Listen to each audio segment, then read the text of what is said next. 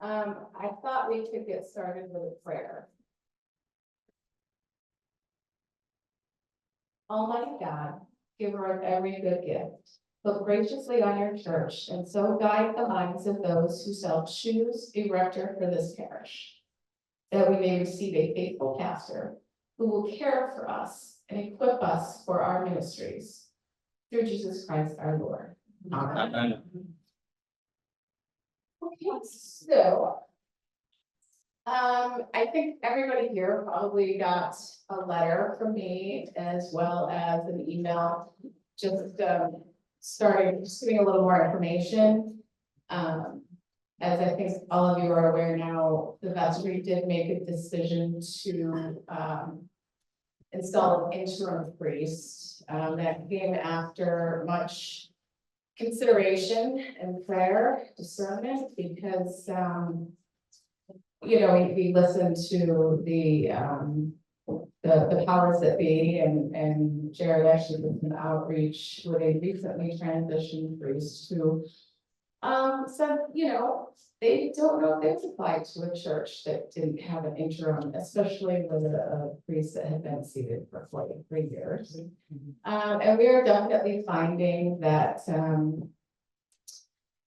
right now there's at least 4 other parishes in the Rochester diocese that is looking for a priest. And we want to do this really with thought and intention. We don't want to do it with haste. We don't want to end up with what they're calling it unintended interim, where we hire somebody and that person doesn't work out. So that was sort of the thought process in going into that. We anticipate an interim priest starting at the end of September, we're hoping. We don't know specifically who that person is. I know that Virginia Tyler Smith, who is the transition officer for the church, she has a candidate in mind, but we haven't confirmed if that person is able. So once we have that information, we will certainly pass that along. I did also send out an email for people who couldn't be here to submit questions, but also any comments. And we are in the process of forming the search committee. So if anybody is interested in being on that committee, we are asking to reach out to us so we can get that formed and hopefully make that announcement beginning of September. So with that being said, I'll just open it up for questions.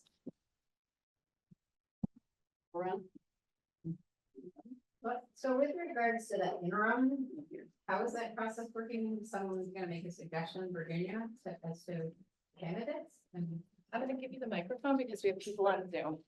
oh, okay. So I was wondering a little bit more about the search for the hiring of an interim priest, how that's gonna work.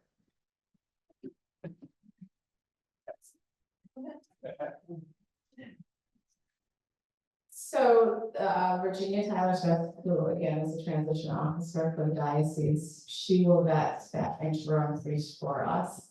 And obviously we'll have an opportunity to meet that person and have that final decision, but that is something that at least for us as the vestry, is not a real heavy lift.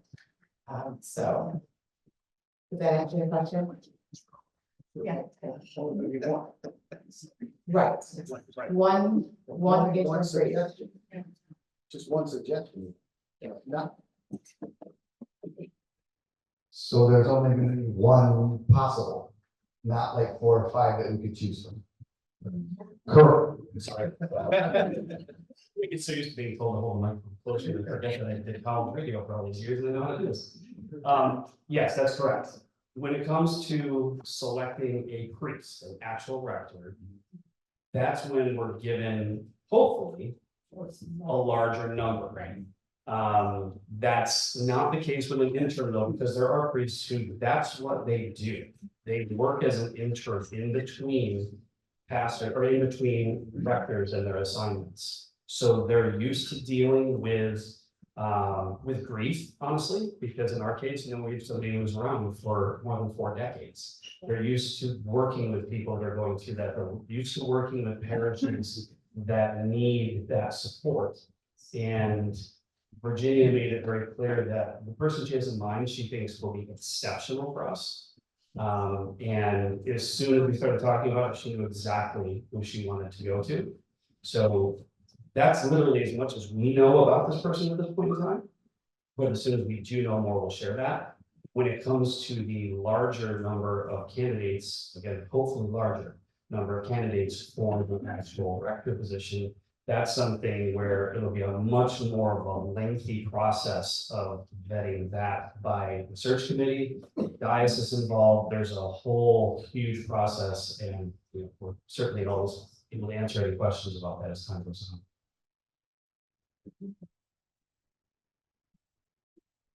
I'm just gonna add a couple things on, what Jared said, the interim priest, that is specific, that's what they do.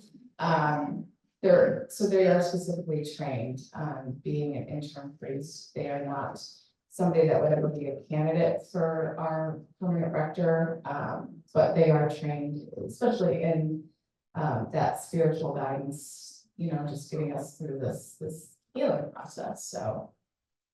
Yeah.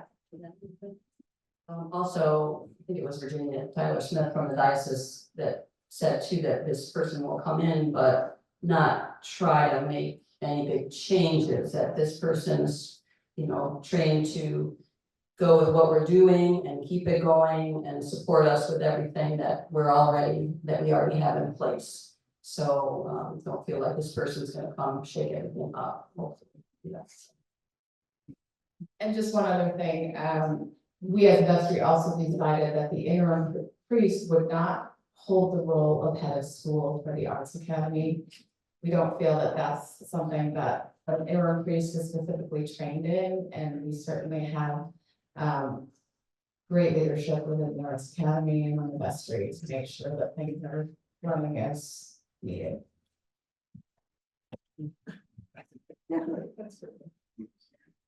I've been on this question, Queen.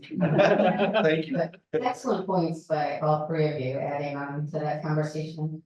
So the search committee, do you have an idea how many will be on it? Like, what's the commitment in terms of how many meetings? I don't think you'll know how long it'll go necessarily, but just a little bit more information on that, how it will serve them. So the committee will consist of 9 members. 4 will be vestry members and 5 will be members of the parish. Obviously, we wanted an odd number, so that we can actually install a priest. And hopefully it's not a split decision, but in terms of the commitment, we as a vestry have been meeting very regularly, putting together the process, gathering that information, with the hopes that we can turn it over to the committee to do what the committee is intended to do, which is find us a permanent rector. How many meetings that takes really depends on, I think, how many candidates we get. Certainly, if anybody wants the committee to do some outreach or heard of a great priest somewhere and wants us to go and attend the service, we are willing to do that. So that is available to everybody through this process. But it really depends on, again, how many candidates we get, and then it's interviewing and second interviewing and research, so. So, one other thing too, of the 4 vestry, the 2 wardens will also be in there, and, as part of those 4. And, I don't know if Father Adams told us all this story or not of how he was installed here, but it was through word of mouth. So it's never been more important for you to have your feelers out there and, look around. If you hear of somebody who's looking for a church or something like that, that's so important, to have all of your input in that. And, all of us, vestry, Brian's over there.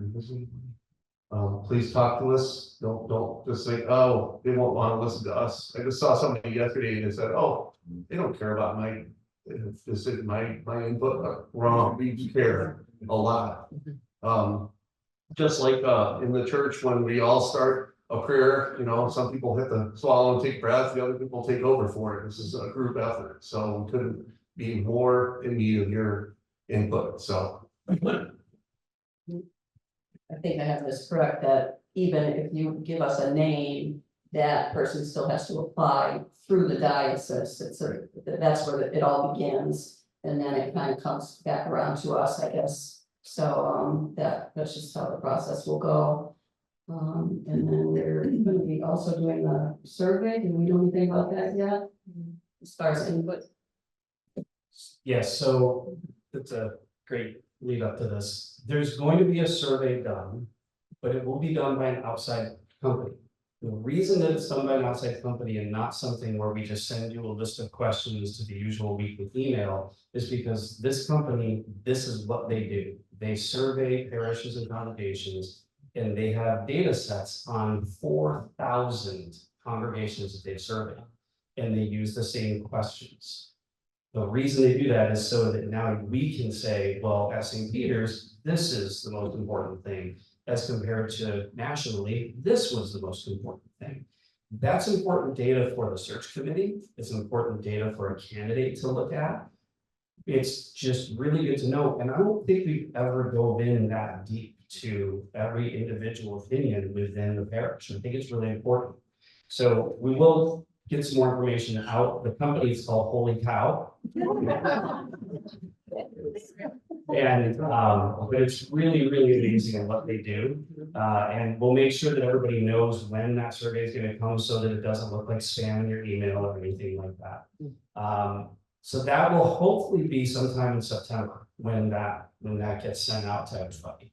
And that will really start to feed the information that we need into the selection committee and all that. I had a thought, let me try to get my thought back.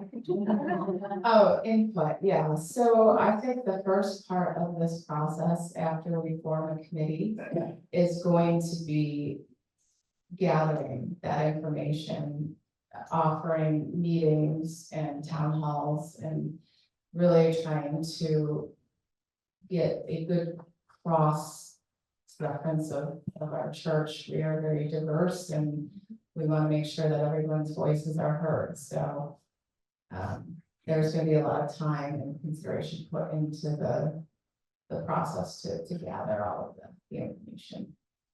You may have said this, but when do you want this to happen?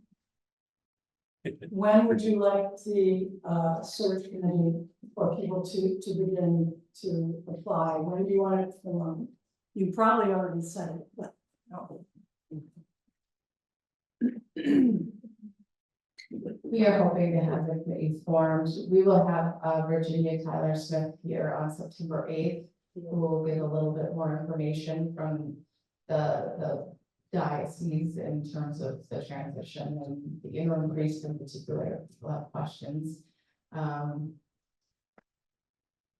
So that would, we hope to be able to announce that search committee at that meeting on September 8th. So again, I've heard from a few people and I really appreciate that, but please do reach out.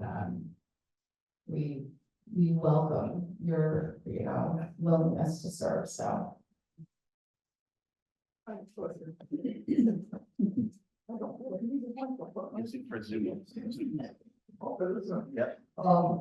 If the search committee isn't starting until September and the interim isn't starting until September, do you have any idea how long this whole process is going to take? Yeah.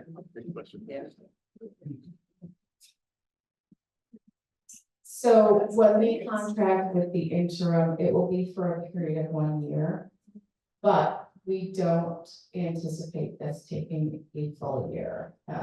We are optimistic that we will be able to start exploring candidates at the beginning of next year. and with luck, and God's prayers over us, we will have somebody in place. If we can have somebody, ideally before, summer, that would be wonderful. It's one of the prerequisites, Sorry. it's one of the prerequisites to be the head of the arts.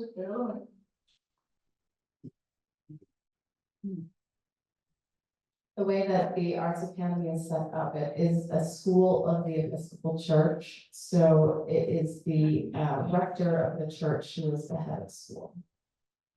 So will they have any input? The rector. No, will the school have any input in the decision? Will the school board or whoever have any input into the decision about the rector? So the vestry is the governing board of the Arts Academy. There is a support board of the Arts Academy, which there are some crossover on that. So we would certainly welcome members of that board to, if there's any interest in serving on the search committee, we would certainly welcome that. I go here and there. Couple of things. One is, one relates to Virginia Tyler Smith. I was her liaison to the Commission on Ministry and Student Formation Committees. And I have great faith in her. She is one very, very smart lady, and I have every confidence that she has this. So that's it. Thank you. Add to your last point, I don't think that's a great idea. We are not ministering to the St. Peter's Community Arts Academy. We are ministering to this congregation. And if there are members of the congregation on the board, those members, I would say, would have dual interest. They could serve on as a member of the search committee, in my opinion. This is all my opinion, by the way. This is great. I really appreciate it. We'll search. But because we have members of the community at large, people who are not members of this congregation, the rector would not have the impact on them as far as the ministry is concerned. Therefore, I don't think they would be appropriate to serve the search committee. I have already volunteered, and I have a number of opinions as far as the search goes. I would recommend that we hold, even before the committee is fully formed, because whoever's going to be on the committee is going to be hearing some town meetings to get an idea what it is we are looking for, and more importantly, what it is we are not looking for. To that end, we are not, in my opinion, looking for another Father Adams. Okay, as much as I love the man, he did great things for us for 40 years. And we need somebody who will shepherd that ministry forward and bring some to the future. But, to continue with that sort of sameness, we ran into that sort of an opinion. This is not my first rodeo. I was here when we searched for Father Adams. And they wanted, they went on another Father Adams.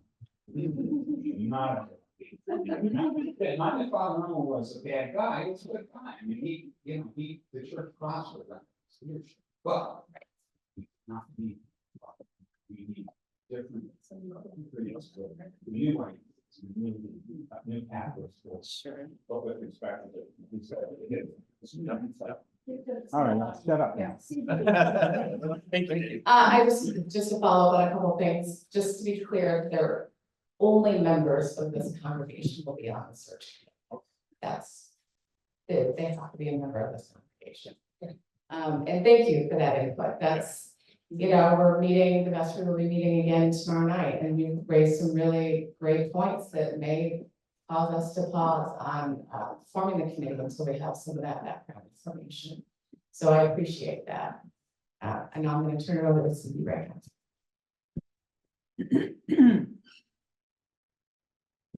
So I've been at a number of churches that have transitioned and gone through the process of finding a director.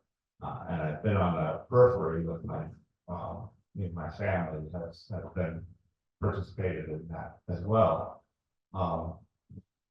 And at our last church, we had an awesome plan and procedure, and there was town meetings, and there was a weekend we got together, and there was all this communication, and it's 10 years later, and they don't have a permanent priest. I have seen a number of churches fail with this, and so what I'm most concerned about is us being welcoming, and not looking for what we had before, but what is God going to bring us? And moving the whole thing forward on a schedule, and these are our choices, and we got to figure it out. And because I think the danger is we don't have a priest, and churches that don't have priests don't do well. And I think that's much more of a danger, although, I've seen churches that get their own priests, that is a danger. But I almost think that's a bigger danger than there won't be friction for a person. But so I guess my question is, are we aware of that, and are we going to move forward to try to get this in a year?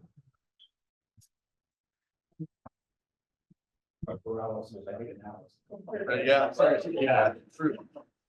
To be absolutely clear, we will not make a decision on a priest until that priest is right for us, no matter how long it takes. Right. And that is the primary driving factor behind the decision to go to an interim priest. Because without that, at least that sense of permanence in between, it's really hard to expect people to have faith and to keep coming every Sunday with that. Virginia Tyler Smith, just to give an idea, a lot when we first started talking about this, and Father Adams announced this year back, it was, you're thinking about, I wonder if there's somebody from Rochester, from Syracuse. When I talked to her the other day, she was getting onto a plane in Louisville, Kentucky, because she was at a national conference. She's already got people in mind. She works on this 24/7, 365 days a year for the entire diocese. And there's one of her in every diocese. So they all network. Think of it like a recruiter. Her job is to know who's available, whether it's in Canandaigua, New York, or in Los Angeles, California. Her job is to know who's available.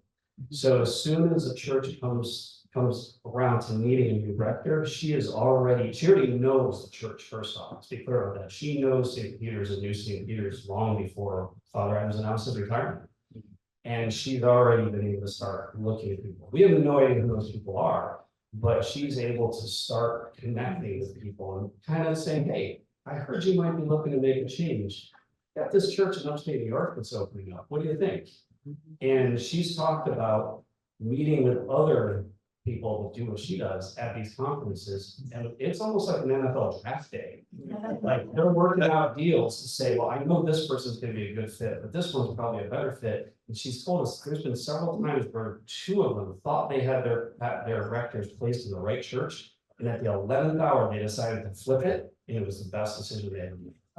So she's really involved in the process, and really all about making sure that we're making the right decision. And so, to your point, I can't imagine it's going that 10 years. It's crazy. But I also don't want anybody to think that we've put a time limit on this just because there might be a contract for a year with the interim. So when the interim priests say that year comes around and we're not any closer, we'll cross that bridge long before we get to that point. But we will make sure that we're making the right decision for the parish, and we're not rushing it just because we've held ourselves to a schedule. And just to add a couple things to that, I mean, we are very much interested in having a permanent rector installed sooner rather than later. We're really kind of off script from what the diocese is recommending for the when we actually start our search process. We are starting it earlier than what they would recommend for a period of an interim. This church has a lot of momentum. And the last thing we want to see is for that momentum to die. I mean, we have a very strong congregation. We have a remarkable arts academy that is really just growing at leaps and bounds. And we don't want to see those, those things fall to the wayside. So we are very committed to making sure that we have a permanent rector, but we're going to do it with, we want to pick the right person. And I will just say, we're also a little off script where the diocese has taken on a role where they typically will vet out candidates. We have asked that everyone who is qualified be submitted to our committee. And just to reiterate, in the meantime, that Father Tom and Don Gandel are on, they said they will stay on until the interim comes. And they are also available, I think that was sent out in an email, that if you need help, if you need anything, they are available for support, but do they go through you two first? Or you can contact them directly? So we've actually had a couple of inquiries come in, all good, people want to use the church for the wedding. I don't really know the ins and outs of that, but Father Gremlin has been wonderful, and he has reached out to the people. He has agreed to meet with them, and so we're in good hands there. He's been providing really excellent pastoral care. The way that it's been working is usually the request comes in through the administrator, that would be Jessamine. And Jessamine reaches out to Father Bramley and Don Gondell, and also copies in Jared and I. And so whoever's available to address whatever the issue is. If it's an immediate issue, the voicemail for the administrator's phone also has my cell phone and Jared's cell phone, and we know how to contact Father Brandon and Don also. Father Casey also is.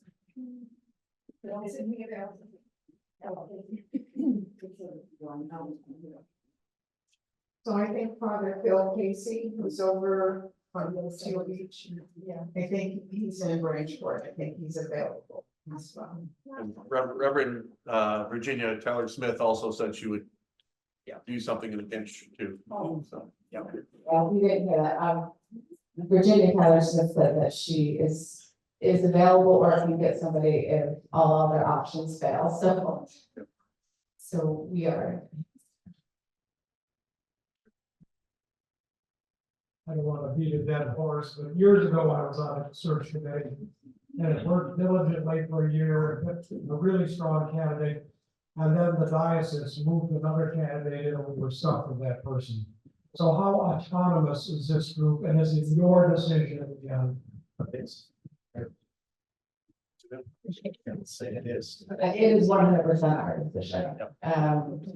We've made that very clear, and that's why we've asked to have all qualified candidates sent to us, because we don't want somebody that's not intimately familiar with our parish making those decisions for us. And as you probably all know, there's a new bishop installed. The diocese is not the same leadership in any way, shape, or form. And that's, I think, a good thing. Just one thing on what the diocese does provide, they vet all candidates, but we've been through the canons pretty closely. Their responsibility is to confirm everyone who applies is a priest in good standing. And that's it. They can't say no unless they're not a qualified priest. Everything else is up to us. So. People on Zoom have asked, by the way, if those speaking could identify themselves because they can't see everybody. So, Molly Hamilton has the microphone. So Gabriel Road from the Lutheran Church. Rebel. every time we replaced a pastor, they would present a sermon, meet with the, council, present a sermon, and the church members would vote on that. Is that the same in the Episcopal Church? Usually it's like 92-1, because somebody determines that they don't want it to be unanimous, but. But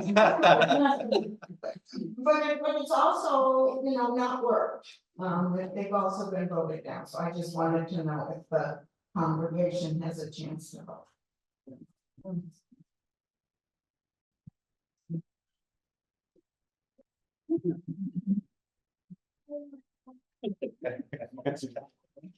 It will be the search committee's recommendation to the vestry who will make the final decision. But I think there will be opportunities for the candidates to get to know people in our parish. And we are certainly open to any feedback that people have. Something just to mention that I've heard from recently installed priests of other parishes. They watch the Facebook Lives. Okay, so one thing that someone told me though is they're not watching to see how the supply priest or the interim priest is doing their sermon. They're watching for the announcements. They're watching for the way people are engaging with each other during the piece. They're watching for the way the inside of the church looks. Are people sitting close together, or are they all sitting in separate pews? So those things matter. And that's something that we can all do. I'm not saying we need to make up announcements every Sunday. It's something that we can all do. Just get up, shake hands with everybody, get to know those that are coming in, welcome anybody who's new who's coming into the parish. You don't know if that's a candidate. That's true. You do not know. That could be a candidate because they will not tell us. They at least won't tell us. I don't know if they tell Virginia. And they won't come from the college. Exactly. They're not going to come in like that. So they want to see how things are going in the church without having anyone know that they're there. So it's important to note, it's not like we're always being watched, but it really is something that they pay attention to. And I've heard that the Facebook Live streams that most churches do now are the very first place that potential candidates are looking. And they're looking at the interactions on social media. They're looking at the website, which by the way, Nate has done an outstanding. The amount of hours that he has put into things with that website is just staggering. And crawling all over. the transition page that's on there is the other part that they will go to look at to see how vibrant the parish is. And the way that he set this up with this is where we are now in the process is a way that you all can check in at any time to know exactly where we are. Because as soon as we move to the next step, he's going to update the website and put that on.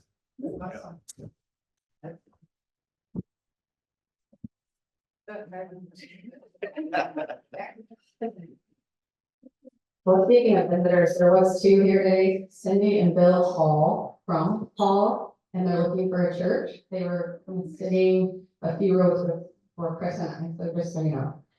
And then speaking of the website, another gentleman came up and said, "Oh, I thought your service started at 10:30. It never has, so it might say 10. But, Nate and I looked at the website on the phone, it says 9:30 to 10:30, but it wraps. So the so people are looking at the website. Yeah. But the other part, so the question I have, it goes back to the school, and I heard you say that only the members will be in the search committee. But is there some benefit to surveying the constituents of the academy and getting their input on the school role? Because this person's gonna have 2 hats on, so just question whether there'll be any input from them. That was Sharon. For people on Zoom. Oh, sorry. Yeah, that's Sharon Arthur, for the good people. So that's not something we really considered. It's, we're in a very unique position, having this arts academy and a congregation, I will say that the role of the head of school isn't an overly prominent role. It's, you know, really for major decision making, so. I don't know, I don't know, I mean, I think it's something for us to consider, and certainly in your surveys, when we're, you know, gathering all this information, we'd love to hear what people think about that.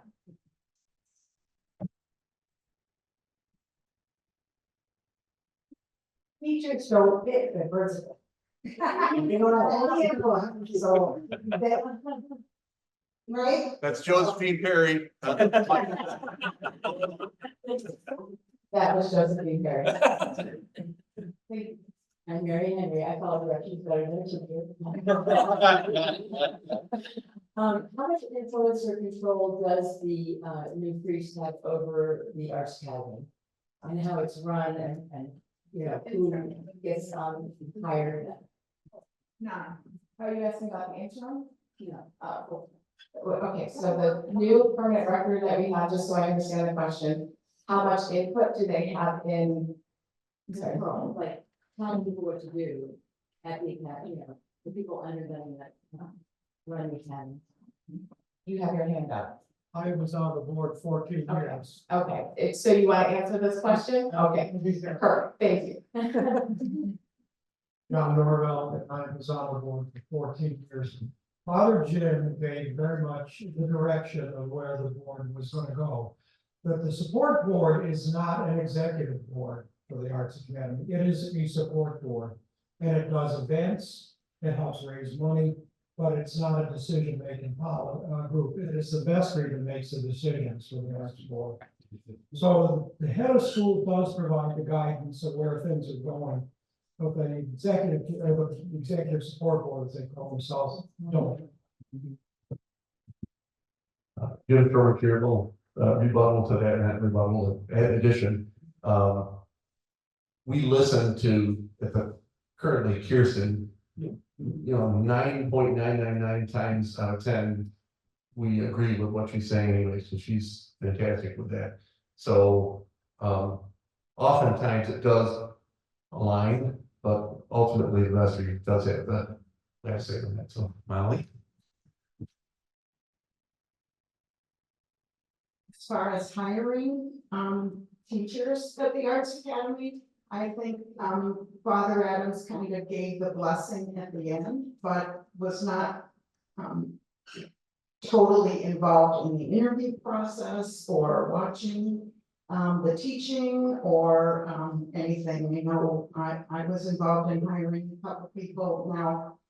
Fortunately, Kirsten has that, total job, but, yeah, interested in who it is. And I think the vestry makes the Arts, Kirsten would make the recommendation, the vestry would finalize it, but not the day-to-day workings. And right now, Kirsten's doing a fabulous job picking up the ball and running with it for, so I think that it's kind of wants to be informed, but not day-to-day. So I'll just add a little bit to that. Generally speaking, we're presented with a budget to approve for the Arts Academy. If an expense is within that budget, we're not asking for input or control over those decisions. If it's something that isn't budgeted for, then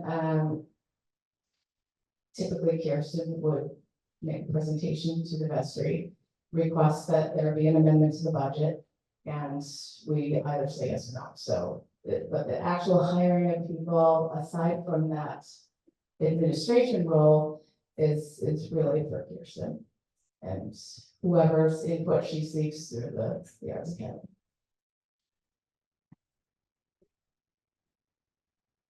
Apropos to nothing to what you're talking about right now, Jared mentioned something about, folks Steve. watching. Dave Geller. Yeah. About the candidates and those people watching the live stream and so forth. I'm not particularly concerned with the, you know, the supply priest sermon. I told Father Tom this morning that his sermon this morning would have been welcome in any Baptist Both it. Yeah. I mean, Yeah. And my career has been very proud. Yeah, for sure.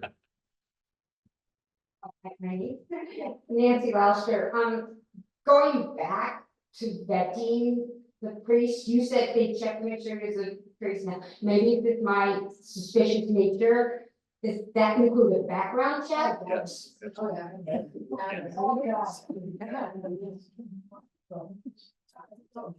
Yes, to be absolutely clear, it includes a thorough background check. That's really part of priest in good standing. You have to have that background check, and one of there's different ways that the parishes go about it. Some parishes try to take that on themselves, and I can't imagine trying to just be in charge of running background checks. The diocese takes care of that part. They take care of that to make sure that, because they're gonna wanna know before they suggest this candidate to anybody, let alone one parish, that there's no risk there. Jared, do we have any people on Zoom questions that you can see? There's one. There was let's see, question from Hal. We have a job description for the search committee. That can be shared with the support board at SPICA. And that if they are parishioners that are eligible, and also is the search committee involved with choosing the interim person? I can tell you the search committee does not have a say, so to speak, in the interim.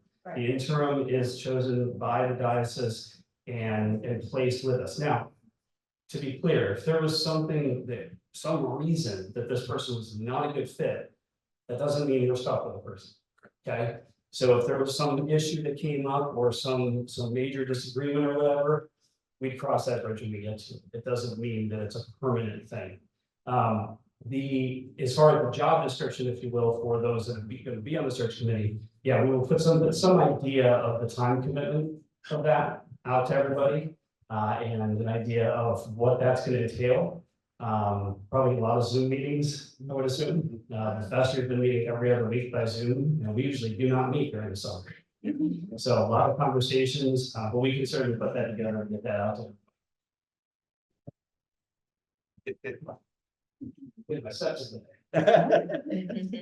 Hi, this is Sue Look. I don't usually say too much, but I was talking to Molly and her comment about regarding like they did do a sermon, like the candidates. Yeah, and I feel like for me, I am super proud of our school and everything that it's accomplished, but for all the people in the church comes first.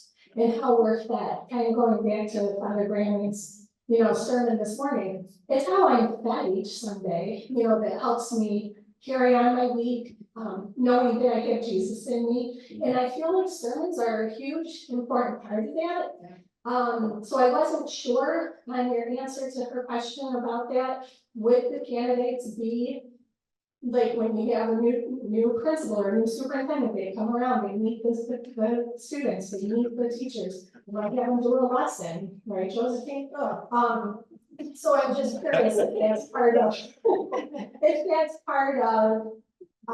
your process and identifying who you think would be the best fit for St. Peter's, because, I don't want somebody to fall asleep with just you want to know that you have somebody that's going to be offering something new, something. Follow up. In the past. Dave again. Dave Gallagher, again. Again. In the past, what we've done, is we wait until we get down to the list of finalists, there may be 2 or 3 priests that are being considered. And then those are the ones that, meet and greets and that, and guest sermon. So people see how they preach and see how they, conduct their. So, it's very late in the process, but in my experience, it does happen. Yes. Yeah. Well, we didn't all follow up in one place. So doesn't Molly Hamilton. I got you.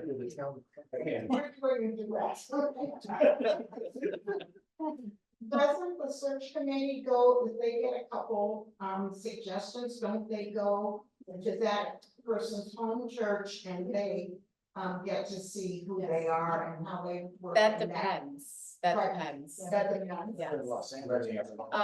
No, I Yeah, there's that.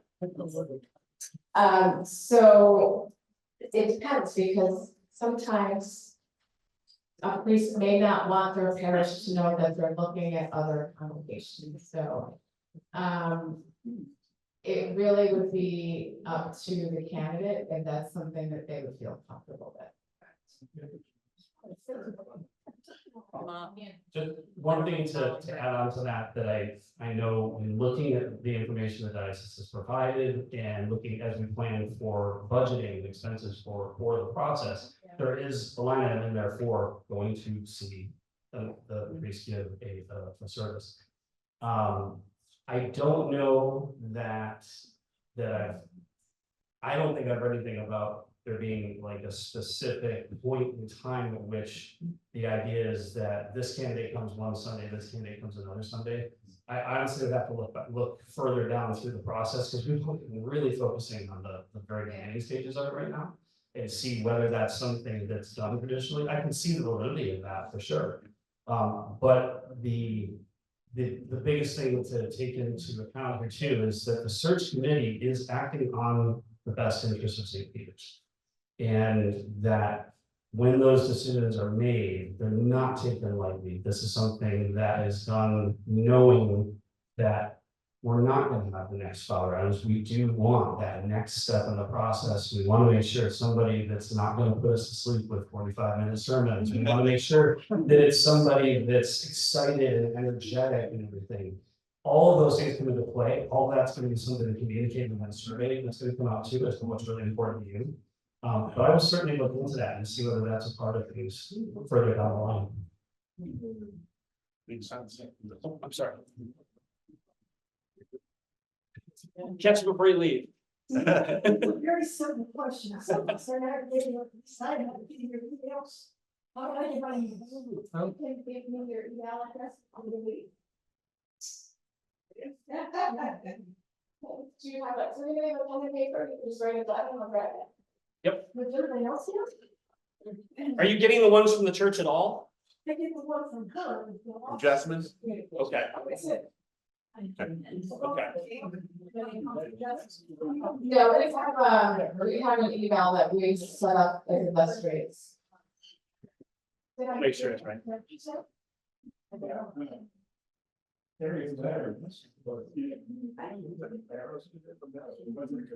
was adjustments too. I have the roster, so I'd like to make sure your information is correct on it. So if you want to write it down, I'll make sure that your information is correct. But if it's not there, we'll make sure that it is.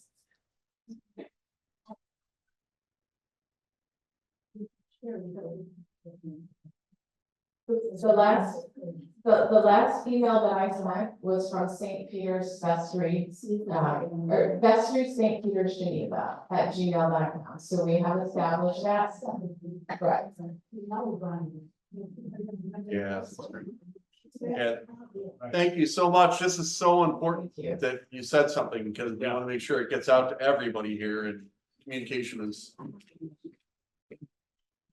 John, one more time. You say that the diocese understands who St. Peter's is or what St. Peter's is. The great strength of St. Peter's is Christ oriented.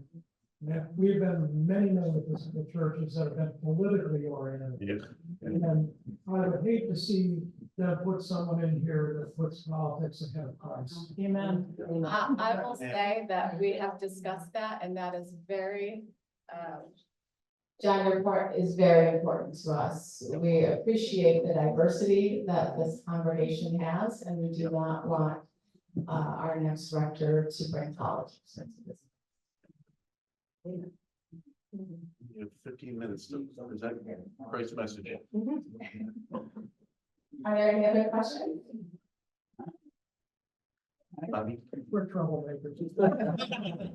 Thank you. Come back and doesn't really have anything to do with the search committee, but I'm wondering what's going to happen to my neighbors on their program, you know? Go ahead.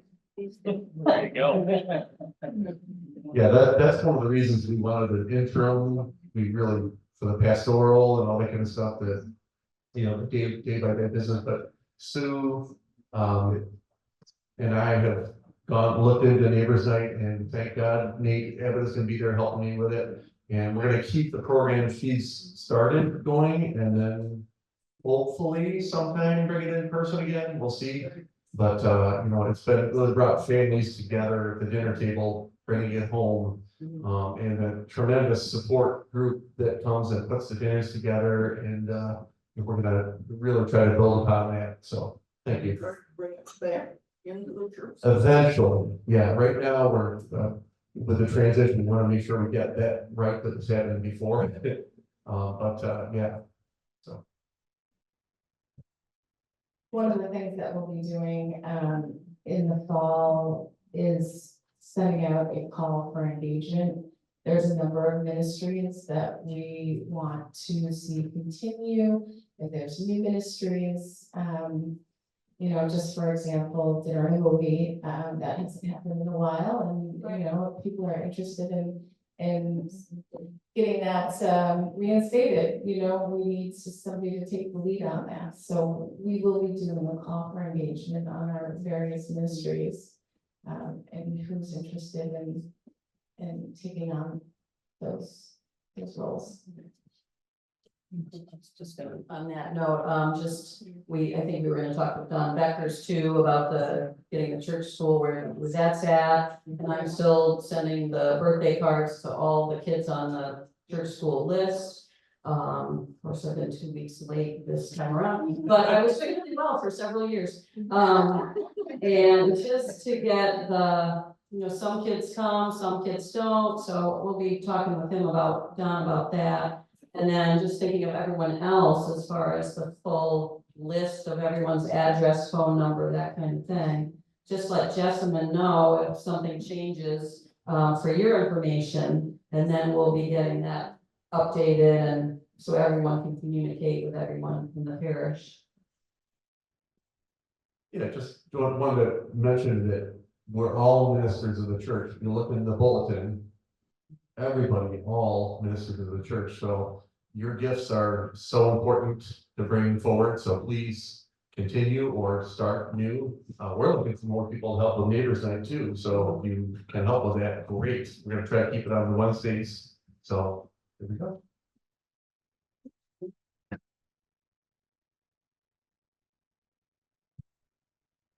Most people are. Is the interim going to be asked to do adult forum like we do? Is that going to go? Okay, good. You understand just what? Yeah. Hello. Sorry, way too close. If you look at if you go to the website at the menu all the way on the far left, you should see transition page. That's where we're keeping things updated. Let me know if you don't see it there. For the church website. Yeah, for the church website from stpetersgeneva.org. Here, I'll pass it on. You can start answering her question. I'll put the link in the chat.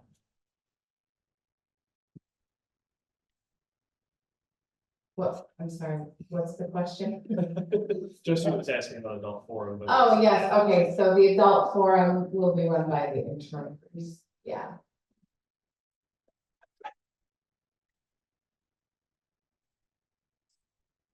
Other questions?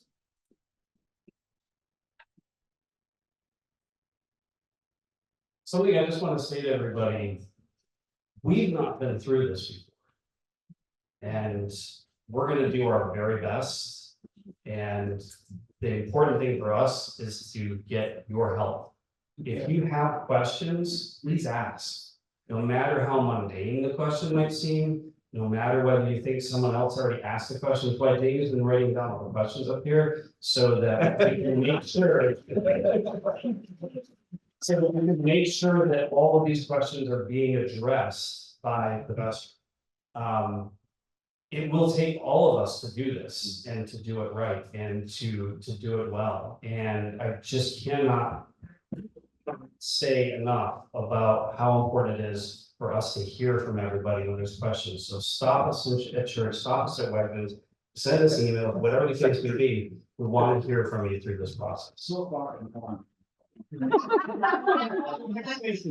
I have sleep mode on my phone.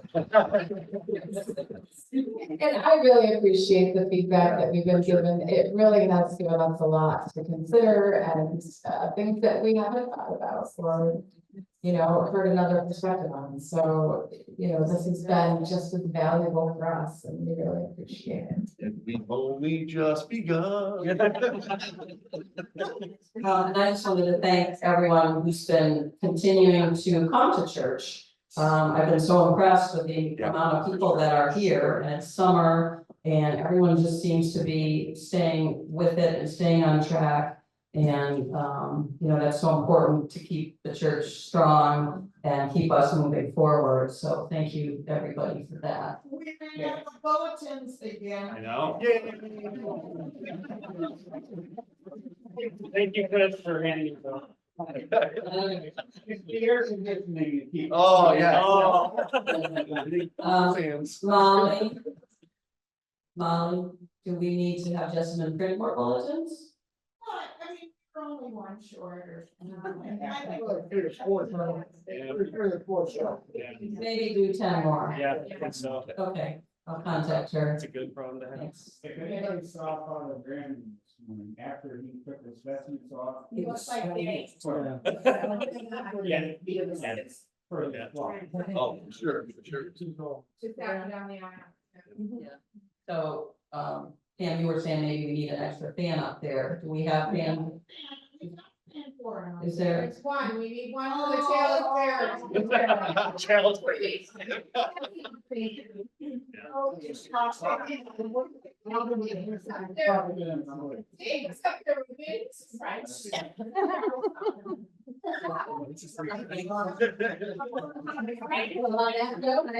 have a wonderful week and we'll see you next time.